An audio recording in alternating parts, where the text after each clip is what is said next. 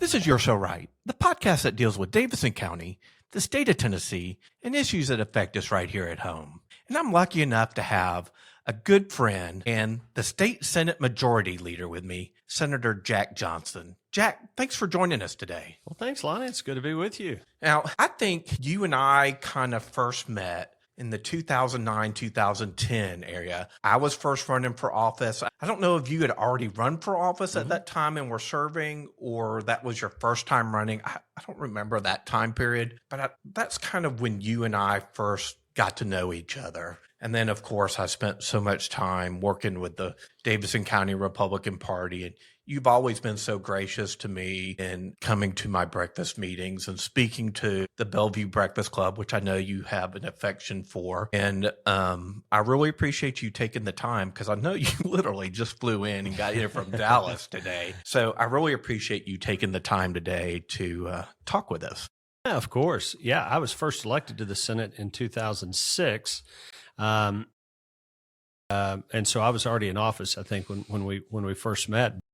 You know, during my first term, my first 4 years in the Senate, I represented a big chunk of Davidson County. I remember that, yeah. The district was all of Williamson, and I think it was about 80,000 people. It was all of Bellevue, Oak Hill, Creve Hall, Nippers Corner, and then because you would attend the Bellevue picnic and that kind of stuff. Absolutely. Yeah. And when I first ran, I was campaigning a lot through Davidson. So even though I no longer represent any of Davidson, it's just Williamson County now. I certainly have a lot of great friends in Davidson County, and very grateful for your work in Davidson County, carrying the Republican banner. Well, thanks so much. Now, for people who don't know, you are the state Senate Majority Leader, and that is a position which you get elected to that position by the state Senate. Is that correct? That's correct. By the Republican caucus. Yeah. By the Republican caucus. And as the state Senate Majority Leader, it is your responsibility to carry all of the bills of the governor. Well, it's my responsibility. Here's how I explain it. It's my responsibility to effectively be the liaison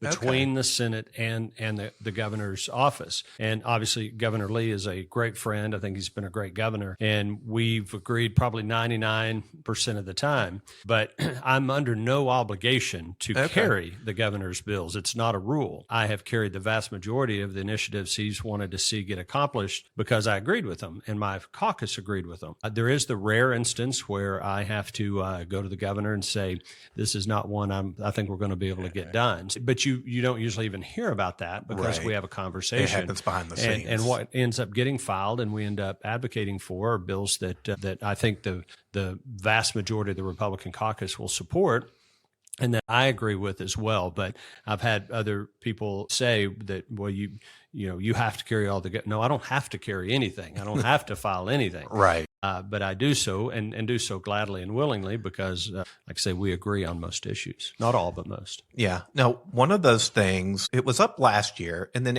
it came back this year, and that was the education bill that had to do with vouchers, or I'm not even sure how to explain it anymore. Will you talk a little bit about, I know it got passed and it's become law now. Will you talk a little bit about the education voucher program or savings account, or how it's going to function? Sure. Well, as you know, school choice is and has been for a long time a fundamental plank in the Republican Party platform, and that is parental choice in education. And it's something that Governor Lee campaigned on when he was campaigning for governor. I've campaigned on it, and I believe in parental choice in education, and that's fundamentally what it's about. You know, I am a huge advocate for public education. We run an education system in Tennessee. It's a partnership between the state and local school boards. ACE is what we call them, local education authorities. And it's a pretty good system. And we have I think it's around 140 school districts across the state. And some do better than others. Some are very high performing. In Williamson County, we have two great school systems, the Williamson County School System as well as the Franklin Special School District.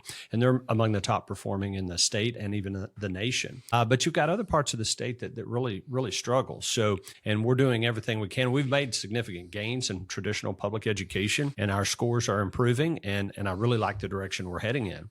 But as I said on the floor when I was presenting, the Education Freedom Act was the name of the legislation. No matter how hard we try, and we will always try to make our public education as good as it can be, but we have to always recognize that it's not always going to be the right fit for every child according to their parent. And so we should give those parents an opportunity to utilize the tax dollars that we're otherwise going to appropriate to educate that child in the form of a scholarship, so they can pick a different option if they think that's better for their child. It's a pretty simple concept. Of course, it is controversial, and there's some opposition, particularly from the left, some from within the Republican Party, but the overwhelming majority of Republicans support parental choice in education.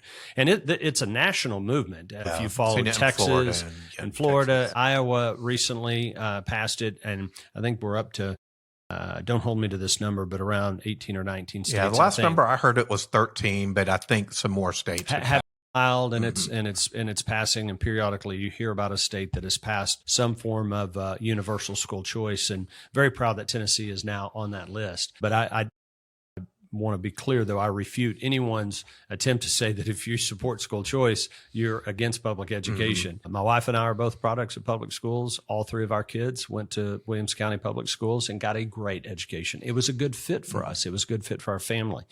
So in Tennessee, as I said earlier, the public education is a partnership between the state and the local education authority. The Constitution gives the General Assembly authority to establish political subdivisions, just like we do cities and counties. Mm-hmm. And so we establish local school districts. Obviously, all 95 counties have a school system. And then there are some special school districts. There's city school districts. So all total, it's around 140, I think, school systems across the state. And the state contributes money.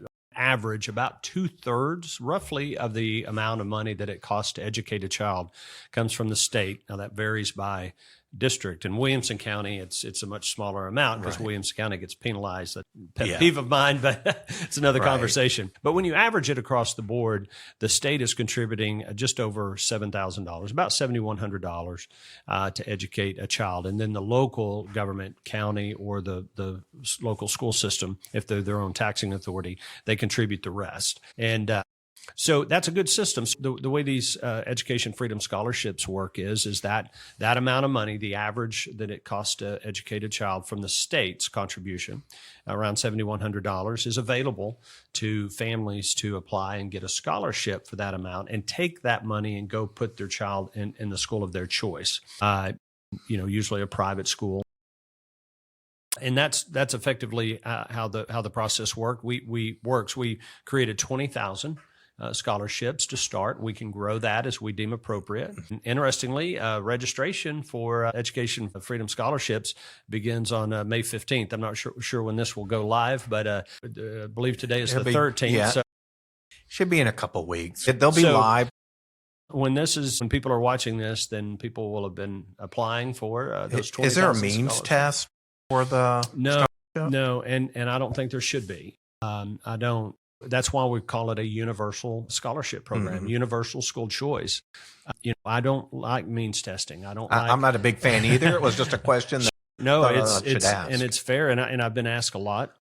But I don't think, you never know about one circumstance. That's why I don't like the progressive tax system that we have, and it penalizes people because of their success. And if you live in Scott County up in Upper East Tennessee on a household income of $100,000, it means one thing. If you live on that same income in Williamson County, it's something totally different. Right. So why do you draw arbitrary lines? $100,000, you couldn't even rent an apartment in Davidson County now. Yeah, exactly. And you don't know if that family's they're also taking care of a sick parent. You don't. Yeah. So I don't like the means testing aspect of it. So they're not means tested, but the state will offer that $7,100 to educate that child if they go to a public school. And do they apply on the tn.gov site? How do they apply for those? Yeah, and I should know the URL directly, but if you Google Education Freedom Scholarship Tennessee, I'll put it on the screen.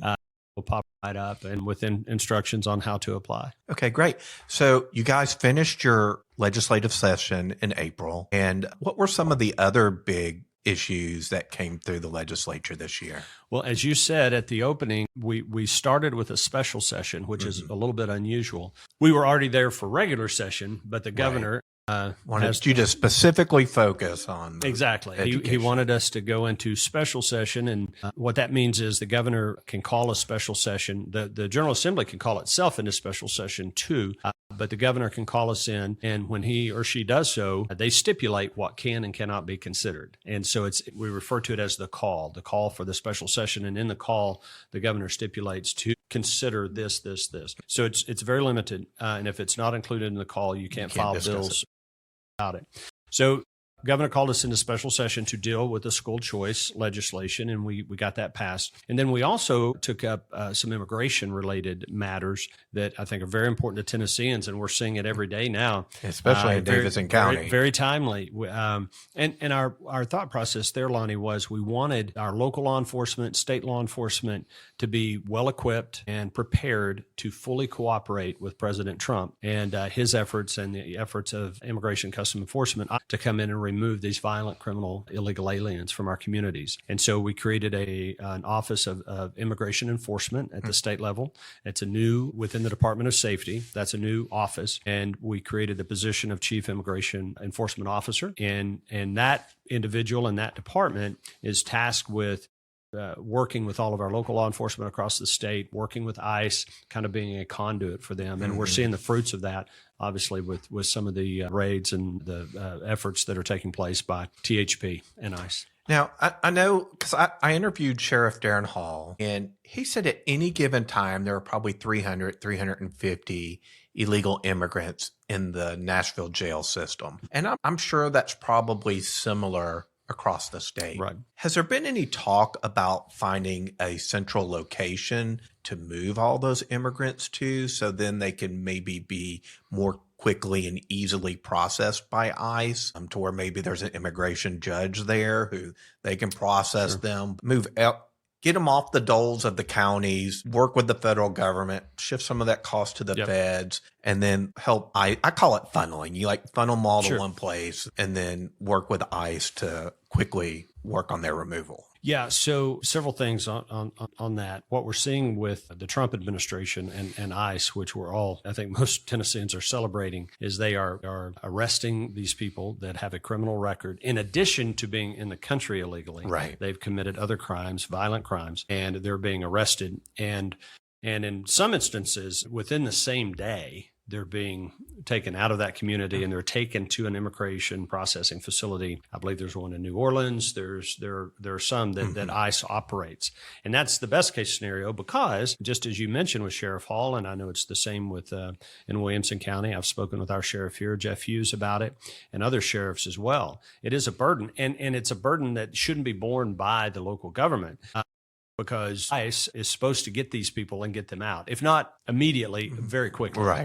And that's you hear about the detainer warrants and notifying ICE that we've arrested this person. We believe them to be in the country illegally, and ICE will come in, make that determination, and then get them out and get them into one of their facilities. But under the Biden administration, for the 4 years prior, that just wasn't happening. They were I'll just let them go. Just let them go or catch and release. And depending on the crime that committed in a community in Tennessee, they may be prosecuted and they may be sentenced to some type of incarceration. When that's over, then they're just released back out onto the street. And that shouldn't operate that way. And it's not operating that way now. And obviously, there's a tremendous backlog. But with everything that President Trump is doing and ICE is doing, we should begin to see some relief on our local jails, our local law enforcement very quickly. And we're all very happy about that. What other big issues came through the legislature this session? Well, anytime I'm talking about session, I always like to make sure we're talking about the budget. It's the most important thing we do as a legislature. We decide how to spend your tax dollars, and they are your tax dollars. It's not our money. It's money that belongs to the people of Tennessee, and that's how we view it. But we have to determine how to spend those dollars, how many of those dollars we need. And I'm proud to say that every year for the last decade, we have cut taxes in the state of Tennessee. We are the least indebted state per capita. We're one of and depending on how you measure it, we're probably either the second, third, or fourth lowest tax state per capita in the nation. Very proud of but we have a balanced budget. We have a record rainy day fund. Our pension plan is fully funded. We're AAA credit rated by all the bond rating agencies. We're one of a handful of states that is triple AAA. We're all three bond rating agencies rate us AAA. So we're triple AAA. So we're the best fiscally managed state in America, and I'll argue that point with anyone. And you guys also passed to put on a constitutional amendment. So the next gubernatorial election, so next year on the ballot will be a constitutional amendment to prohibit property taxes from the state level in the state of Tennessee, which is big. I mean, Tennessee does not tax property now, but this ensures, just like we did with the income tax and the death tax and some other things, that now those will be in the Constitution, assuming it passes with 50% plus one of those people who voted in the gubernatorial race. It'll be a part of our Constitution. So never again in the future, unless they change the Constitution again, will they be able to tax property in the state of Tennessee, which I think is big. And I had an economist on, and we talked about what a great regressive property tax is, because it really hurts those who can least afford it the most. Now, I understand that counties, and we'll get into this a little bit, they need resources and able to do the things that local governments do. But man, in Nashville, they're killing us. So that is one of the things that I wanted to talk to you about. So we know that you're not the lieutenant governor, but you're pretty much in charge of the state senate, right? You're not the lieutenant governor, I guess, is actually over the state senate, but you're the Senate majority leader. And so you're the leader of the Republican caucus in the Senate, and we have a supermajority in both houses. So you're right up there as far as leading the Senate. What's kind of the difference between what state governments should be doing and what local governments should be doing? There's some I think there's even confusion in what state, federal, and local do, but I'd like to keep this more towards the local level. It's a great question. And as I said earlier about the school districts, political subdivisions are cities and counties. Those are political subdivisions. Those are local governments, just like school districts, that the General Assembly has created or recognizes, right? Because there are some decisions that should be made at the local level. You don't want a governor and a General Assembly deciding if they should put a liquor store next to a church in some community or something. And by the way, I think there's a state law about that. Not a good example. Not a good example. But planning and zoning, Right. to decide whether a tract of land is better suited for a residential community or a park or a commercial development or a shopping mall. Those decisions should be made at the local government. That's why you have local governments and, local police forces and fire departments and, trash collection and those types of things. And so that's why you have local governments to make those decisions, because the state is delegating those decisions back down to these local communities. Created the counties. They created the metropolitan areas like Nashville and Memphis. They created the little incorporated areas. All that exists because the state allows it to exist. And so you're saying, look, we've got enough on our plate managing what happens at a macro level. Right. We don't really want to decide how many potholes to fill in each county. We don't want to decide what the property tax, how much each county needs as far as property taxes. And, and like in Nashville, we have a metro council. Now, some counties have like city governments and county governments, but that's not how it is in Nashville. The city and the county is basically one government, with the exception of the sheriff, who is a elected official that's constitutional. So the metro government, in this case, the Mayor O'Connell and the Metro Council, they're doing things right now like they are trying to get rid of all the single family home zoning, which and this is like in the old city of Nashville, so the urban services district. They're trying to say, look, if you are on a plot of land, that it will no longer be considered single family zoning. So in some cases, you can put up to 40 on that property. It's crazy what they're doing. And of course, they're overspending. So they're trying to do everything that they can to generate property tax income. And so Nashville's not a great example, because as a county, it's been run by Democrats for ever, I think, since Reconstruction. And Nashville as a county has more debt than the entire state of Tennessee. I wonder if there's ever going to be like where they've reached their bond limit or their debt to GDP of the county is like unsustainable. Because right now we know that the county spends like $400 million a year just paying their debt. That's just debt payments. Right. It's just mind blowing. And then you see things in the news where, you know, state law enforcement, THP, has been working with the federal agencies to round up the illegals. And the state did pass a law that it's illegal, that you cannot have sanctuary cities. It's not a thing.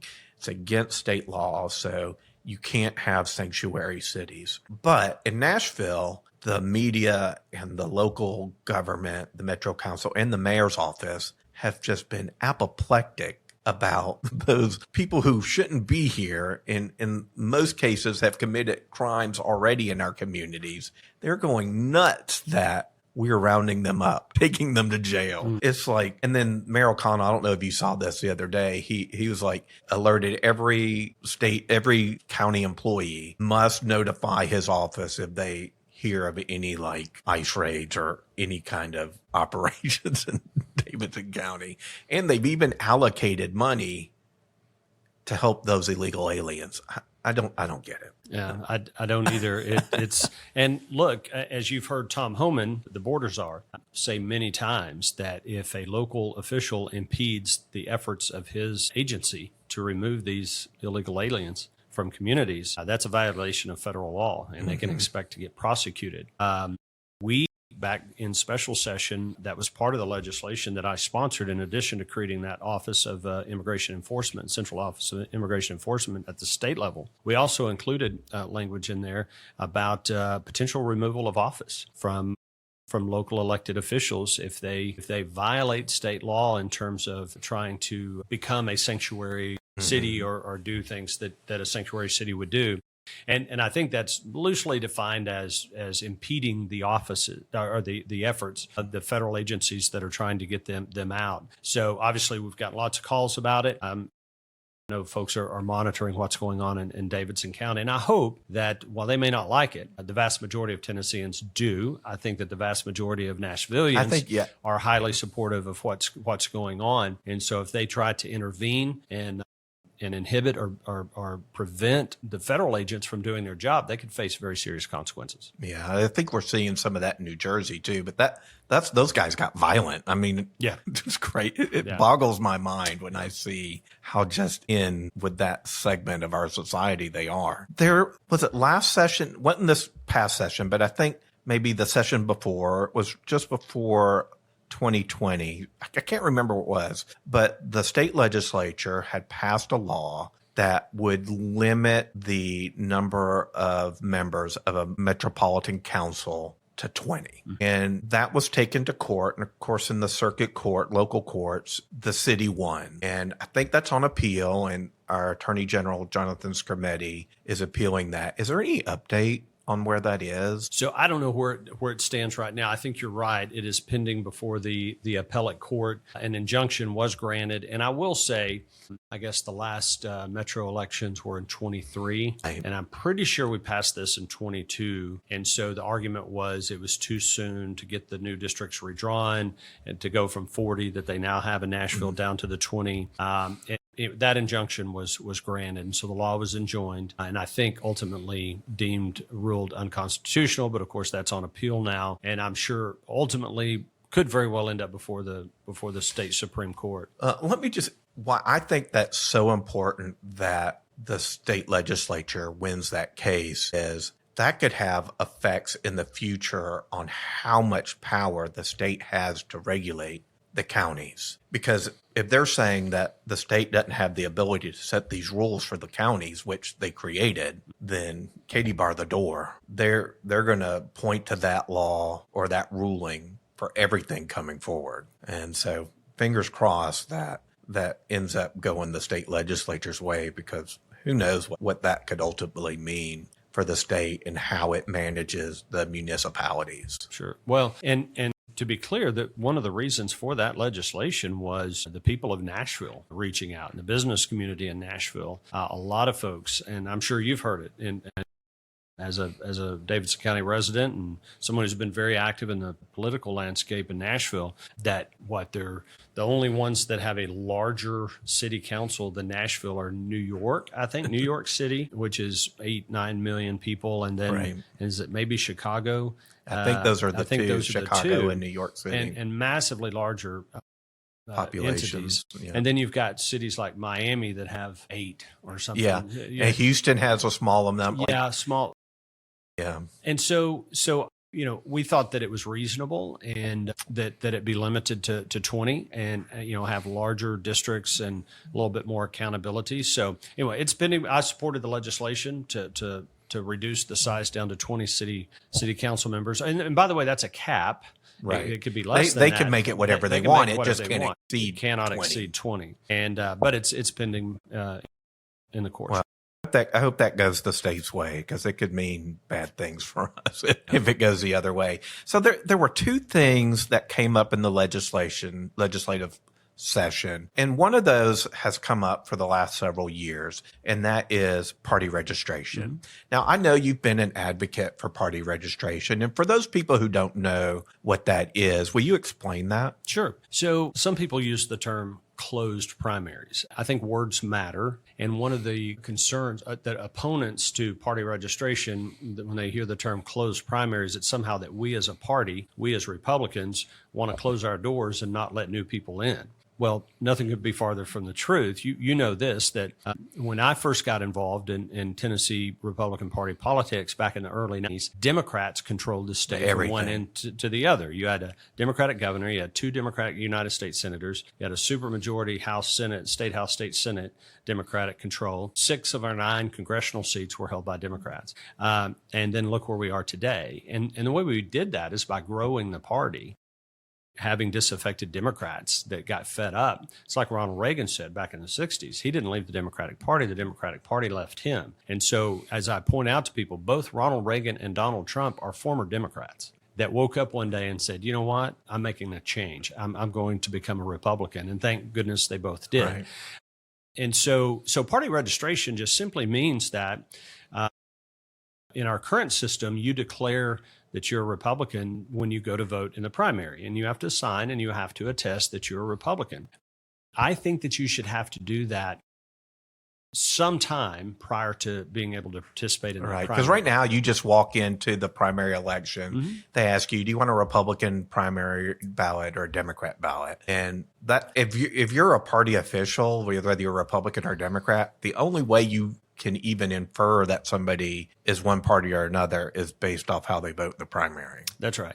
And you may have been someone that had been a Democrat all your life, like Ronald Reagan or Donald Trump, and you woke up one day and said, I've had it. I've had it with Nancy Pelosi and AOC mm-hmm. and Jasmine Crockett and some of these people that I don't think reflect very, very mm-hmm. well on the Democratic Party, and say, I've listened to Donald Trump, I've listened to other Republicans, and I want to change parties. I want to become a Republican. Well, we should celebrate that. I just think that if you have that revelation, it ought to be 30 days or 60 days or 90 days before you can vote in one of our primaries. And if not, if it's within a shorter amount of time, we still welcome you to the party. You just can't participate in our family discussion, which is where we pick our nominees, until the next time around. So get registered, some type of a registration process. But so that keeps dying in committee. We can't seem to get that to the floor. Now, does that have to pass just the Senate, or does it have to pass both houses? No, it have to pass both chambers. Okay. Yeah, because it'd be a change in law. So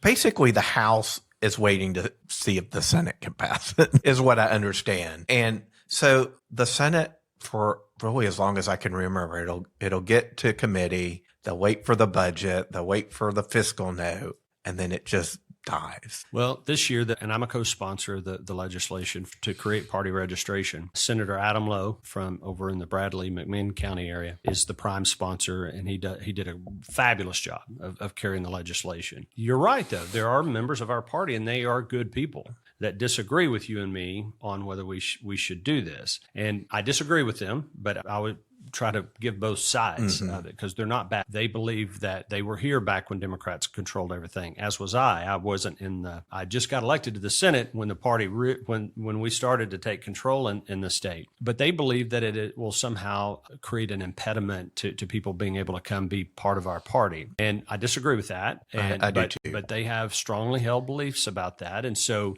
in the committee, the state and local government committee, where that legislation will be heard, we were short a vote or two. Senator Lowe made a very wise decision and basically let the bill die for lack of a second. That's so that the bill will remain alive. We just completed the first session of the 114th General Assembly. Right. That bill is still alive. It's still in committee. Had it gone to a vote and received 5 no votes, it would have been dead for right. You had to wait. A lot of people don't understand that and pontificate about that. But that was a very wise move because we can continue to have that conversation. And I'm part of that. And hopefully we can get the necessary 5 votes in the state and local government committee when we come back in January. There was one other controversial thing that happened that's party related, kind of towards the end of the session. And this was in regards to whether or not county parties can have a caucus for state primaries. Now, I think the state legislature this time around said, look, state elections should have a primary and not a caucus. Do you want to talk a little bit what kind of started that, how that come to be, and what do you think the ramifications? Yeah, so this is actually a conversation we've been having for some time. It's been going on for a while because we have a discrepancy in our statute. In 1937, the General Assembly went into special session and passed 2 pieces of legislation to require a primary for all races involving the General Assembly, so State House or State Senate, all federal offices, so Congress, United States Senate, and then also governor. And interestingly, we don't have a statewide elected public utility commission, but we did back in the 30s, and so they were included as well. What was not included in that legislation, though, were county offices. County mayor, sheriff, county clerk. And the only reason I can think that they didn't include those local county offices back then is because probably most of them were nonpartisan. They didn't run as Republican or Democrat. They just ran independent, nonpartisan. Right. Well, today, over 70 counties in Tennessee have partisan elections for county mayor, sheriff, county commission, all these county offices. And it is up to the party, the local county party, to decide if those offices, and again, it doesn't matter to General Assembly because that's already dealt with in the statute, or federal offices. But for county offices, whether or not there will be a primary or a caucus, the vast majority use primaries and have for a number of years.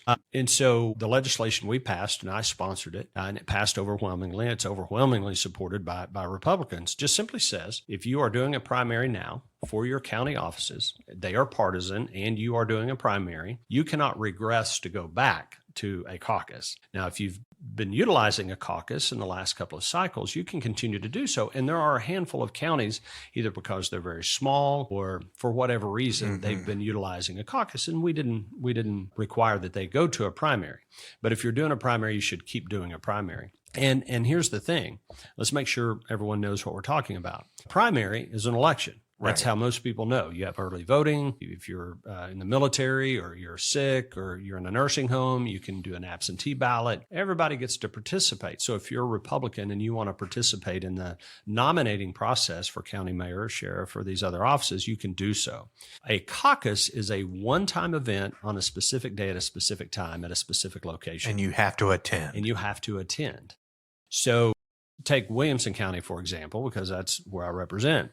There are about 180,000 registered voters in Williamson County. In the last primary, which was March of 24, over 1,000 people participated in that primary. And we nominated, it was a special election, but we nominated a sheriff.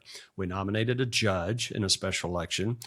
We had it seems like there was something else on the ballot at that time. A county commission? Maybe, but regardless, over 30,000 Republicans in Williamson County participated in that. If you went to a caucus in a high school gymnasium on a Tuesday night at 6 o'clock, how many people are going to get to show up? 600. If you're in the military and you're overseas, you don't get to participate. If you're in a nursing home and you're not able to get out, if your kid has a basketball game or is homesick. So a caucus would disenfranchise literally tens of thousands of Republicans in a county like Williamson or Wilson or Rutherford, Davidson, certainly. Mm-hmm. You think of all the people that participate in a primary. So as I say, we use this phrase a lot. We codified existing practice. We didn't change anyone. If you've been doing a primary, keep doing a primary. Done a caucus, you can continue to do a caucus.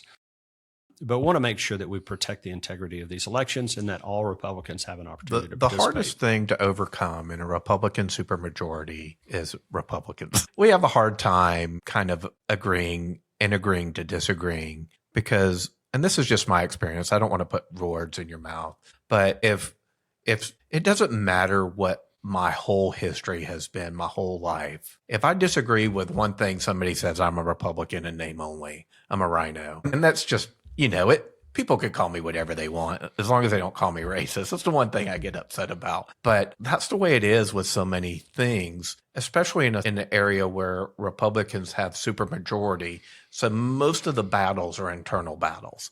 The Democrats, I say, caucus in a suburban here in the state of Tennessee. So it's just been one of those things that, I don't know, it really, I don't want to say bugs me, but it kind of makes me laugh sometimes just thinking how easy we are to eat our own in those regards. Well, it can be frustrating, and especially when people start making accusations about, I'm more conservative than you are, I'm more pure than you are, I'm more righteous than you are, and it's, give me a break. Reagan said, if you're with me 80% of the time, you're 80% my friend, not 20% my enemy. Right. But we are in a situation now where literally, as you said, you could be with someone 99% of the time, but that 1% that you disagree, and then they start throwing these names around. And I've witnessed your career in Tennessee politics, and I'm a transplant. I've been around longer than you have. I came here in 91. So I'm, 34 years now in Tennessee Republican politics, but I got a lot of blood, sweat, and tears on the field, and I know you do as well. And there are thousands of others like you and me that are out there. And so I do get a little annoyed when someone moves in from California and they've been here 20 minutes. They look around and tell us we're doing it wrong. Yeah.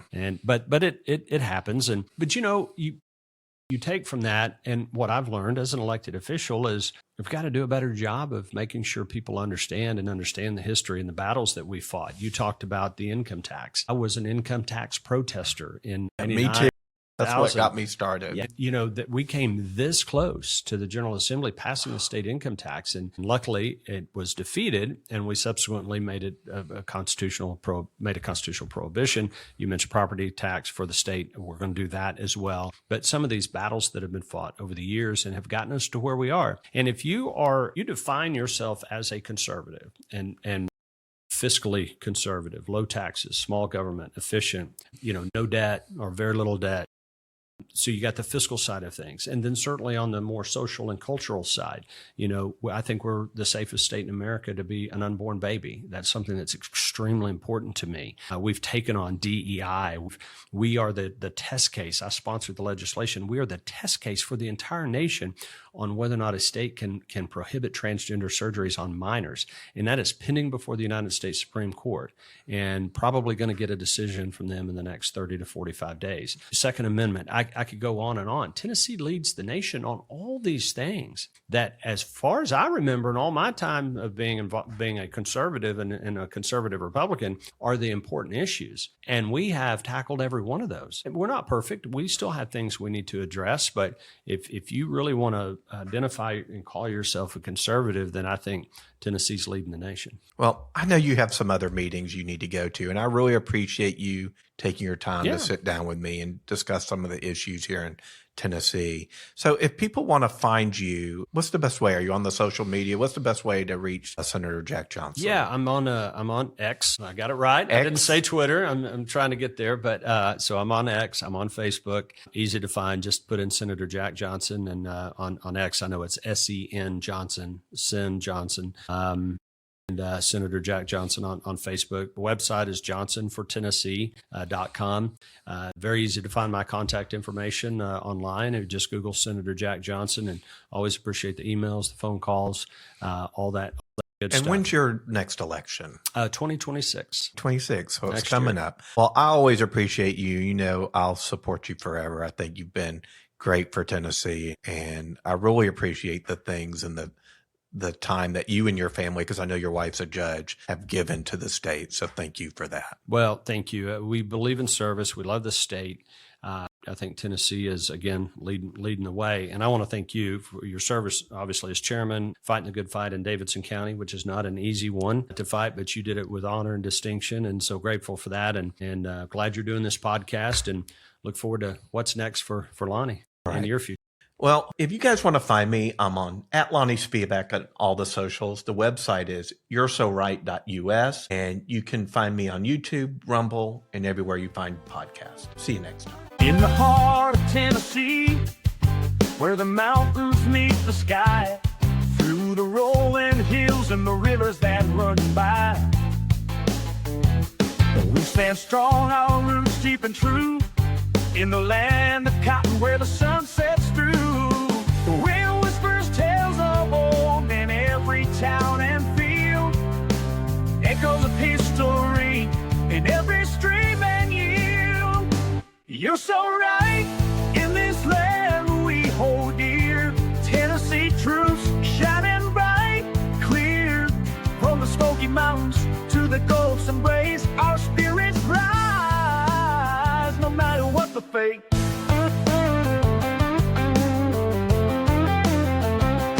In the heart of Nashville, where dreams take flight, with every note, the city lights ignite. From honky-tonks to farms, our stories blend in the heart of Tennessee, where we belong. The wind whispers tales of old in every town and field, echoes of history in every stream and guild.